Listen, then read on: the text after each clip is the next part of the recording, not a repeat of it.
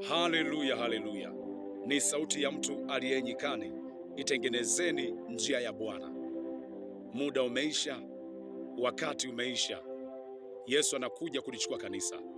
Nisikilize vizuri, mimi na wewe tu wasafiri, ambapo kabla ya kusafiri kwetu ni lazima tuandae kitu kinachoitwa tiketi, na yoyote atakayejaribu kujipenyeza katika usafiri ili kufika katika ile safari ya kwenda mahali fulani, kama ilivyo mimi na wewe safari yetu ya kufika Kanaani, mtu huyu kama ana tiketi huweza kutolewa nje ya gari, wakati mwingine pia hata kuchukulia hatua za kisheria. Ndivyo ilivyo mimi na wewe tuwasafiri katika safari ya kwenda mbinguni. Bila tiketi hauwezi kuingia kwenye ile mbingu. Simaanishi tiketi ya karatasi, bali namaanisha tiketi yenyewe ni Yesu Kristo.